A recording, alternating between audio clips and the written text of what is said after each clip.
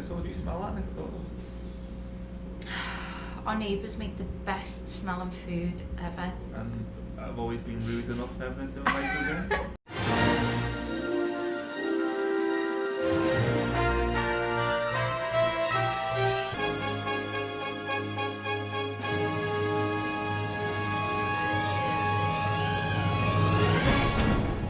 Hi, I'm Joe. I'm Tony. And we're Roman rookies. Week 9. Week 9. Crazy. Yes. In French. Very good. Damn shame when I'm in France then. Doesn't matter what country you'd be in, I'd always get the language wrong. Let's talk about what we've done this week. First time in a while we've had like a major expensive thing booked. So that was our main thing of the week, which was Buzios.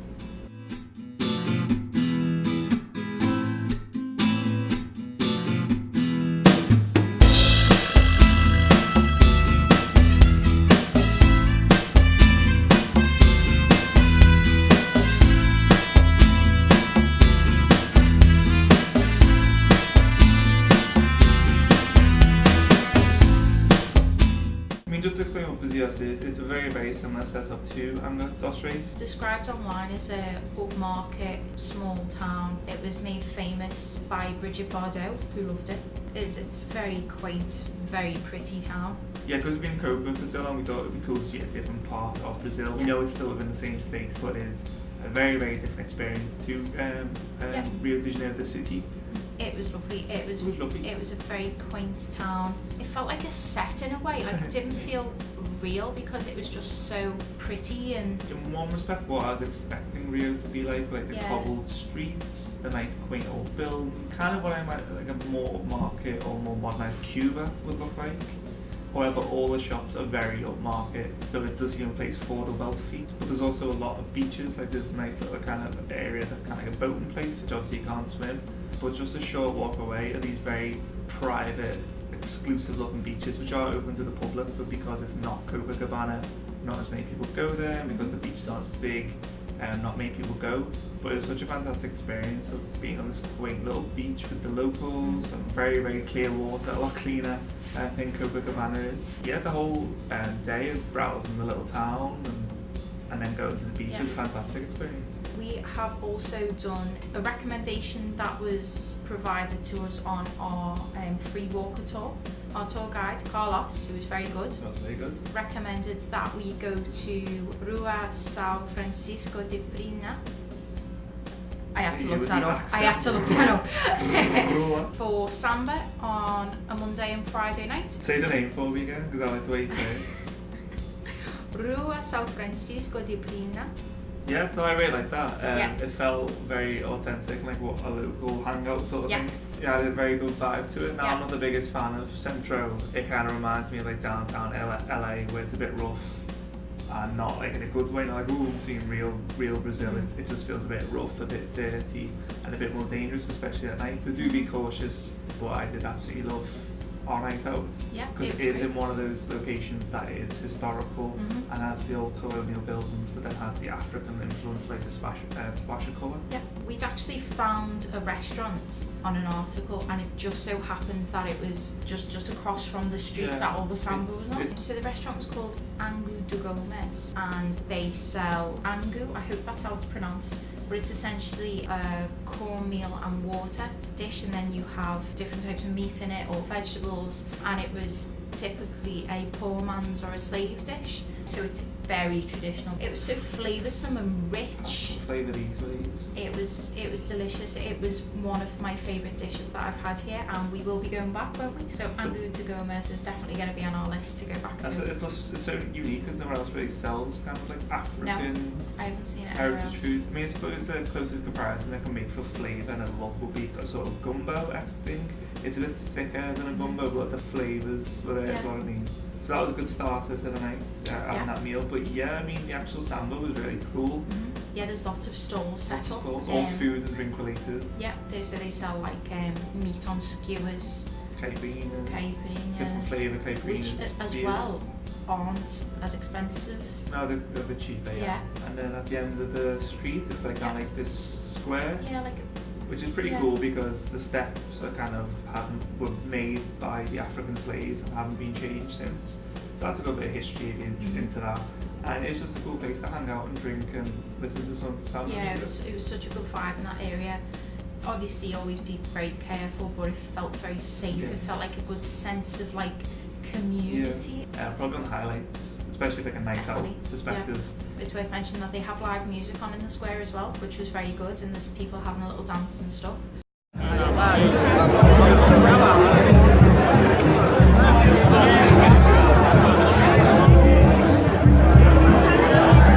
So yeah, that was great. Very good. We went to another samba club in Lapa. We did. So this one, Carioca de Gama, was higher rated, as we said, and it was more expensive to get into. It was 30 Rio to get in. Highly rated nightlife places in Brazil are still affordable for how highly rated they are. Yeah. The samba music itself. Here it felt more experimental samba, which wasn't for me. And we did a like Rio Fashion Day market in Botafogo Mansion. Tip of the week is if you have access to like, you know, the internet and Wi-Fi, keep your eye out for one-off events. Even when you're here. Yeah, even when you're here, because that just popped up on my Facebook feed and it was good to have a walk around. It was decent value for money.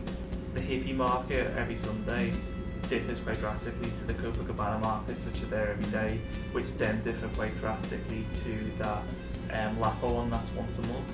There's a lot of market culture here, but it doesn't mean that everywhere's got the same style of clothing or same prices. So definitely check out the different neighbourhoods and what they've got to offer. Should we move on to our about this week? This is what we've used from week one, and I think the most useful thing is actually a thing you take much for granted. And this is why it's come quite late, and that is a parasol for the beach. If you come to a somewhere like Rio, obviously it's something that's going to lure you here and interest you will be the beach culture. It's a big part of the lifestyle for tourists and locals. So you can go to the beach for a cheap day out, but what would really top up the cost is the parasol, because they're, I think, starting at 15 Rio. We were looking at starting our Airbnb apartments, either the owner or previous guests have bought and left a parasol with a nice little slipcase. So it's kept us protected and saved us money, and we've used it every single time we've gone to the beach, which is countless now. So I'm really grateful and appreciative of that. Yeah, my couldn't live without for the week is a portable charger. It's worked very well. The amount of times, especially because we use my phone in particular a lot to get us around, Google Maps, Google Translate, Move It. So we use my phone a lot during the day, and if you don't come back to the apartment, you will start to lose battery. So the portable charger is brilliant. I can just plug it in, keep it in my bag, and my phone's charging away while we're out and about. I'd hate to be out and my phone die and not know how to get back from somewhere. So yeah, definitely my portable charger is my couldn't live without for the week. And that sums up our week 9 review.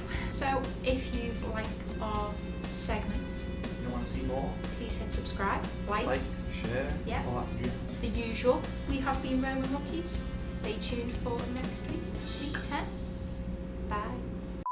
It does come with the option to do a boat cruise. We always sit in a stupid way. Anyone can't see. We sit on chairs and preposterous way. You want to turn it around? After 8, 9, 10 weeks now. I'm okay. I'm sure Of it's because you moved. It is, but I'm comfortable now. I'm happy now. You're happy with yourself. After 9, 10 weeks, and I'm at ease. Okay, that's good. Minivan. Get in the bed. Sorry. And I've actually put this down as a tip of the week. And then he said tip of the week. Tip of the week. Oh.